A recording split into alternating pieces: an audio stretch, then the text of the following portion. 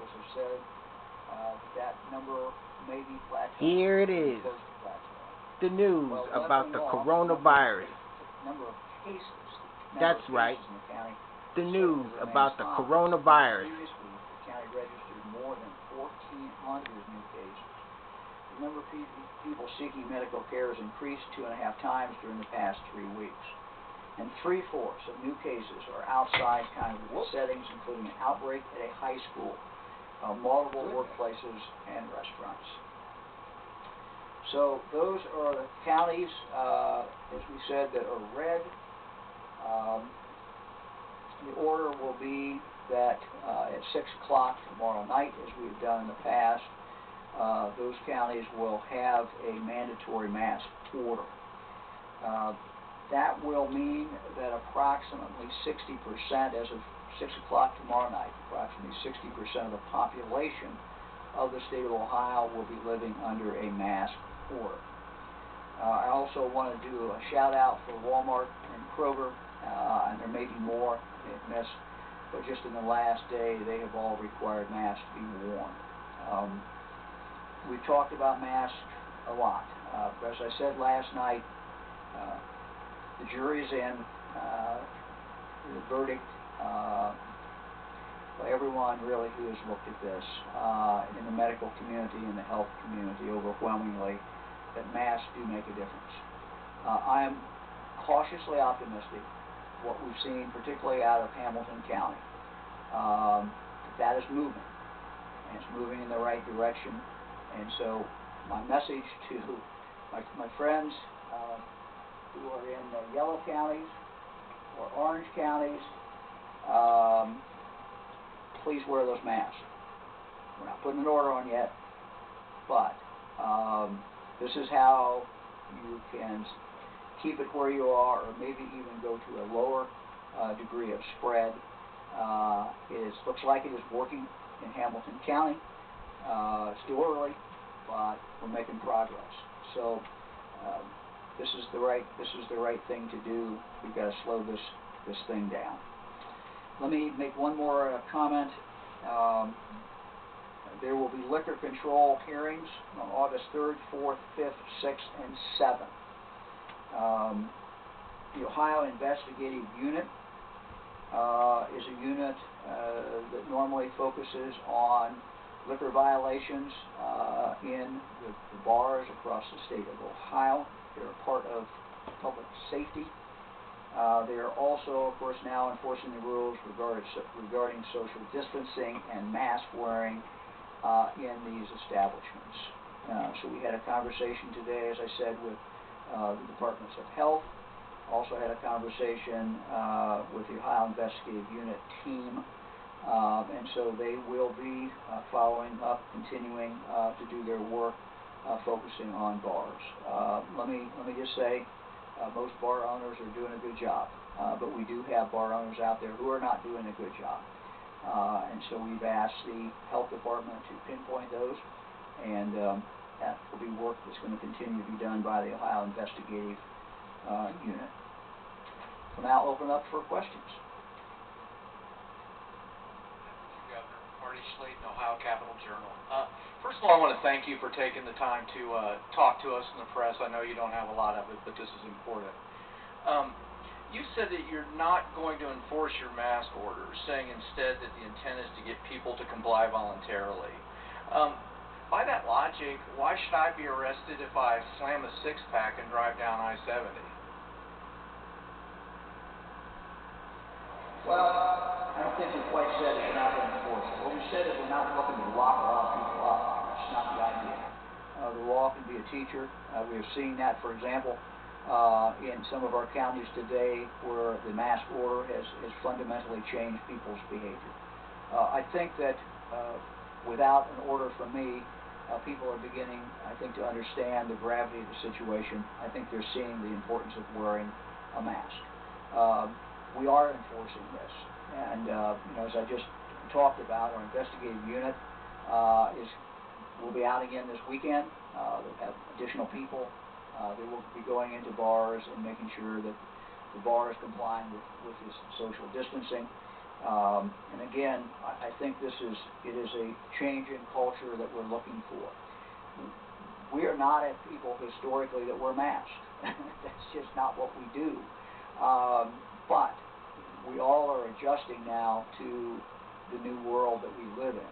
And the new world is that if we're going to make it, if we're going to continue to have businesses open, if we're going to continue to be able to do some of the things that we want to do, wearing a mask out in public is very, very important. So the answer to your question is the law is a teacher. We're not saying that there won't be occasions of flagrant violation of this, that something might not happen. So again, we're asking people to do this. I think it's the same situation that you're finding in other states as well, and people are doing it. Thank you. The state now will be under by tomorrow night under that order.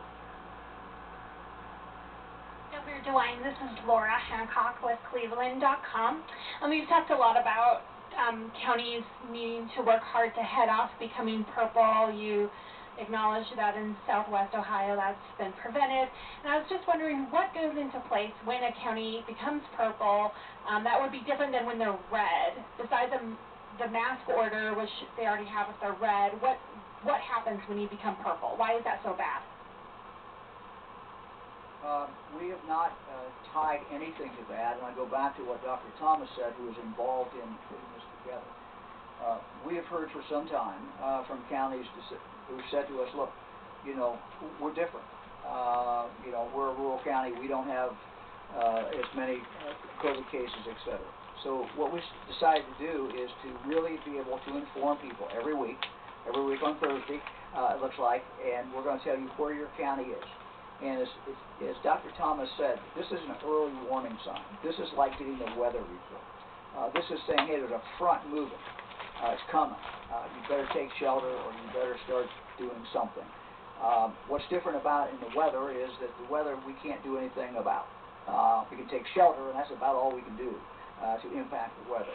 In this case, we can do something with this information, not just take shelter, not just look outside and say, hey, it's going to rain in an hour. I won't go out and water my plants because they're going to get rained on anyway. But it's very different with this type of information. This type of information is usable. And what it really says to people is, this is where my county is.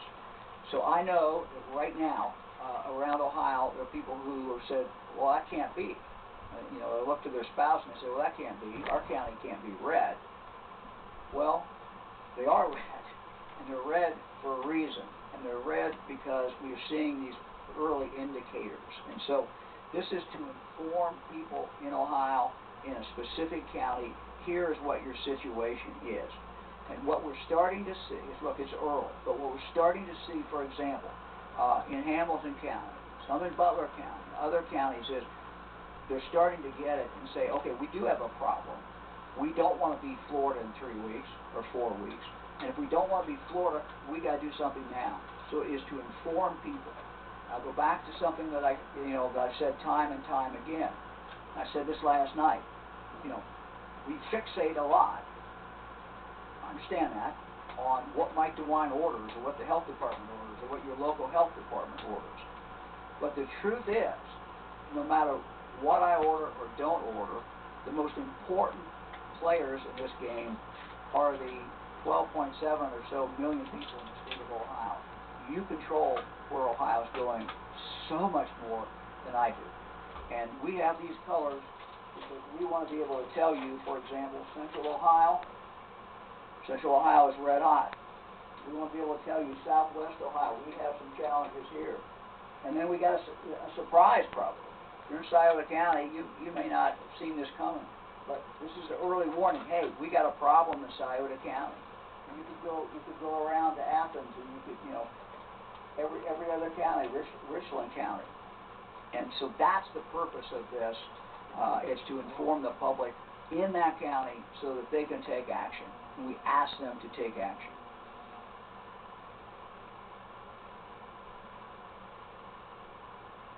Hi, Governor. Andy Chow with Ohio Public Radio and Television State House News Bureau. Your message last night was about pleading with people to take the virus seriously, to do what they can to wear a mask. How will you know if that message sunk in? What kind of metrics are you looking for to tell you that it is shifting in the right direction, and what will you do if the numbers continue to get worse? Well, I think we can see a difference, and I'm not saying we can see a difference since last night, but we can see a difference in some of these counties. I think you're seeing more people who are wearing masks. So one very tangible way is to see how many people are wearing masks. And look, I get calls, I get texts from people who say, look, my child can't wear a mask, there's a medical reason. So I would just say, look, if we're all in this together, if there's a child or there's someone who is not wearing a mask, do not assume that they are in defiance of what the order is, and don't assume that they don't care about other people. So, but I would say, you know, the vast majority of us can wear a mask, at least when we go into a store. And that's really what we're asking people to do, is to make a minimal commitment, a minimal sacrifice, a short-term sacrifice for a long-term gain. And the long-term gain is kids will be back in school in the fall. Long-term gain could be our kids can play football, our kids can play basketball, whatever it is. Look, we don't know what the future is, but we can impact that future, certainly by what each one of us do. So that's really what we're looking for. We're looking for people and what they do every day. And again, when I see significant companies in the state of Ohio who are saying, you come into our retail establishment, you will wear a mask. Everybody's starting to get it. And again, you may have a small number of people who for some reason can't. God bless them if they can't wear a mask, that's fine. But the vast majority of people can wear a mask, and we're asking them to do it. And I think we're starting to see some certainly movement in that direction. What's the or else scenario of do this or else? What's going to happen if the numbers don't get better? Look, as I said last night, as governor of the state of Ohio, I will do what I have to do to protect the people of Ohio, and that's what I'm going to do. Now we're going to constantly look and see. I had a good conversation, for example, today on the phone. We had most of the health directors from all over the state, and just asking them, what are you seeing? You know, what type of things are causing the problem? So these are the notes I wrote down. These are my notes.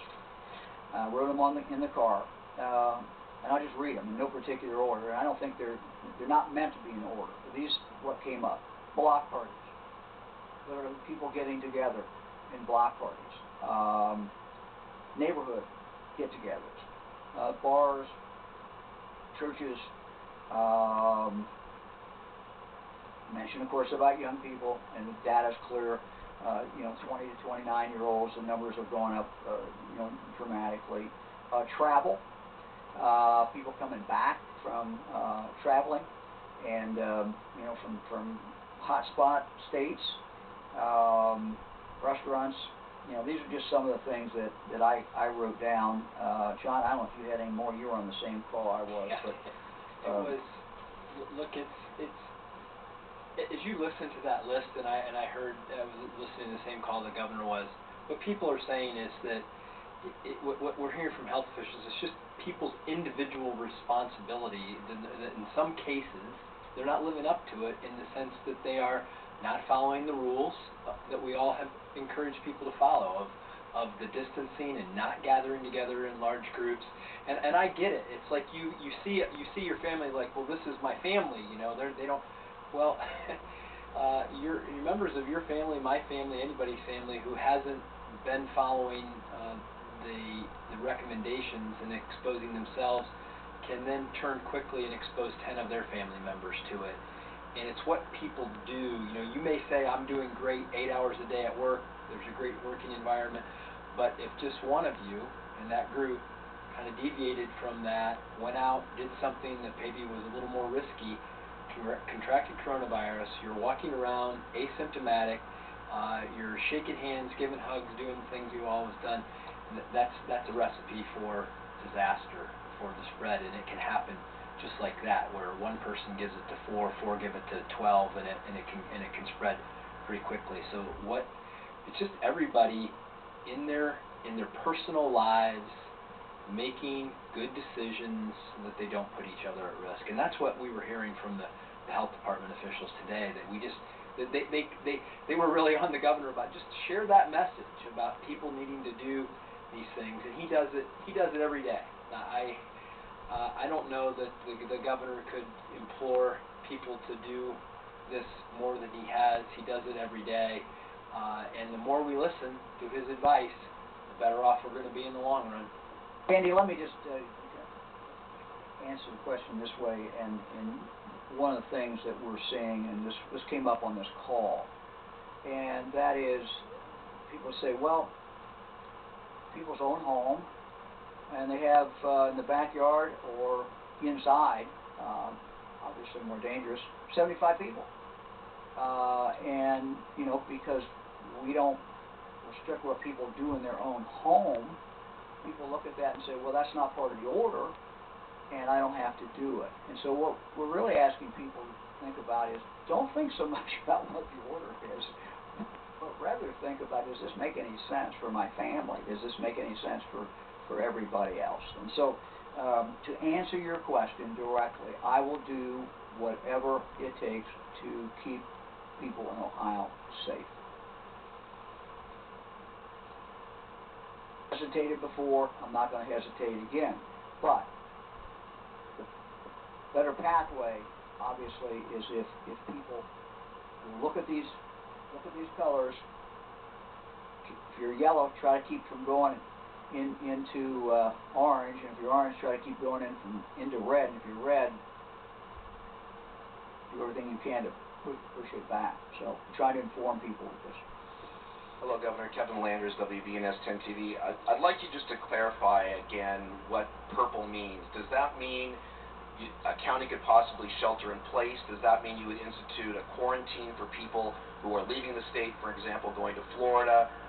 What exactly does that purple trigger? And then, you know, we have a state of 11.7 million people. We had 1,000 new cases today.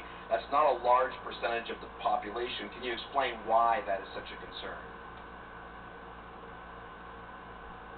Why, which is such a concern, Kevin? I'm sorry. We have 1,000 cases, 11.7 million people. That's not a large percentage. Can you explain why that is such a concern? Talked about this last night, and I understand it doesn't look like a huge number, but you know, we are basically where Florida was a month ago. You know, Florida was at this level. If you look at positivity, if you look at number of cases, look at all kinds of different ways, and see where Florida is today. And so, look, we see these things coming. This system was designed. The color red was picked for a reason. It is a danger. We have challenges. It's a warning system. So what we've learned throughout this pandemic, and what frankly the scientists told me very early on, you know, in February, they said you have to move well before it looks like you have to move, because it goes out and multiplies out like this. So, for example, if you live in one of these counties, one of the yellow counties, now is the time to cut this thing off.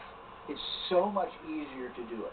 So much easier to do it. With somebody comes down with it, tracing, a person's isolated for a period of time, anybody they talk with or they come in real close contact with, and you just cut it off. You cut at the knees, and it's so much easier.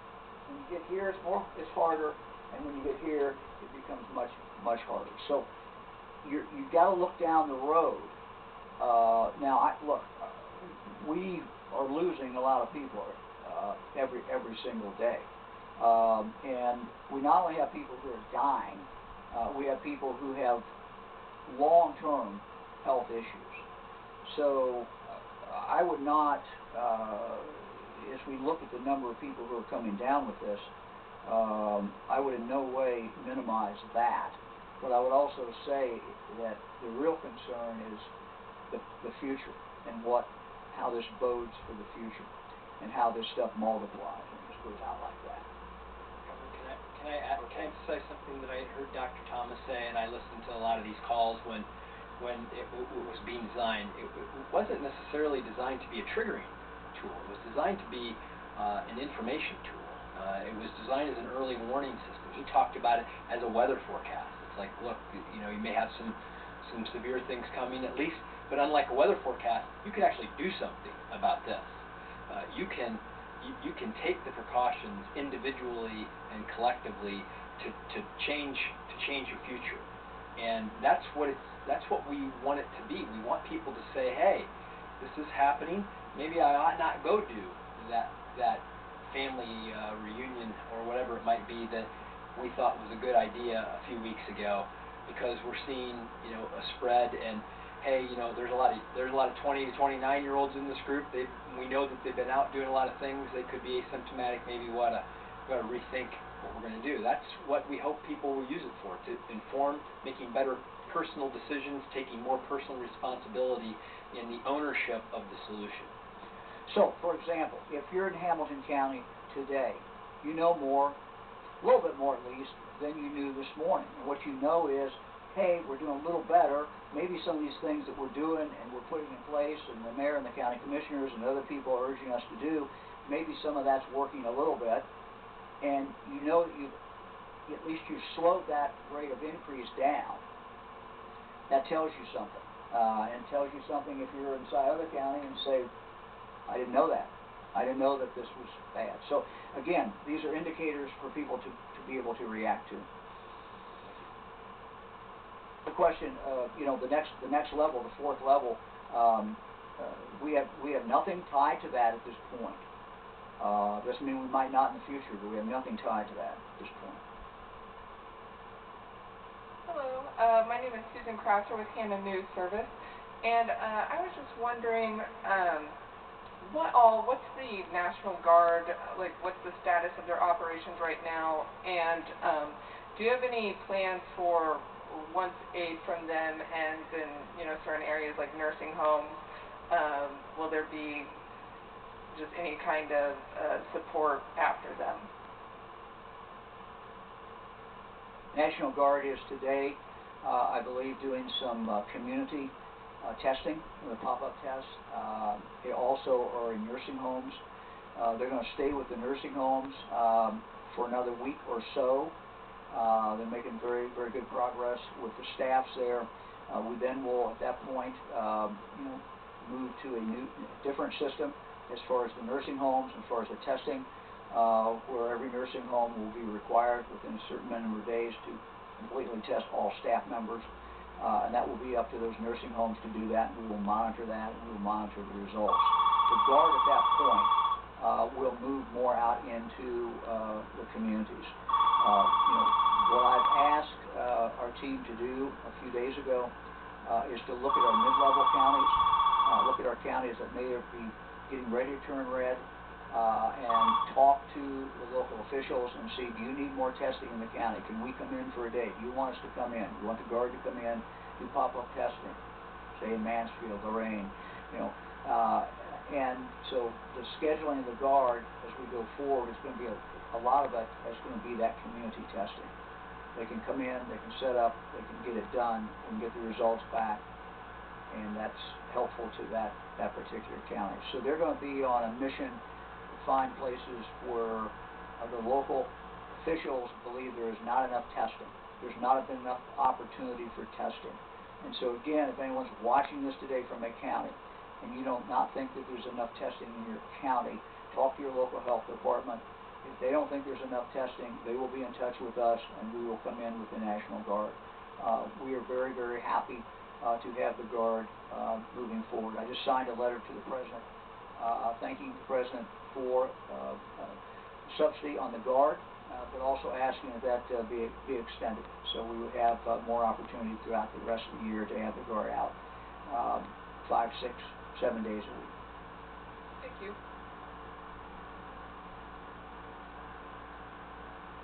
Hello, Governor. This is Luis Gill with Ohio Latino TV. Governor, I would like to go on the same line about your speech last night. it seems like you were torn delivering your speech. What's the right thing to do for Ohio and Ohioans?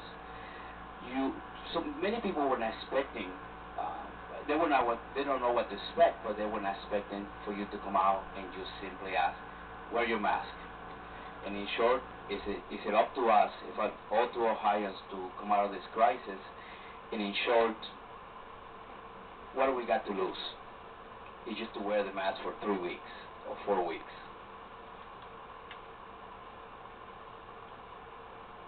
Well, I was torn. I guess anybody in this position is torn. You always wonder,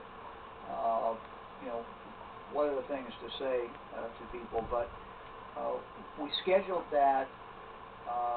It's the first time since I've been governor that I asked, to have time, that time of night.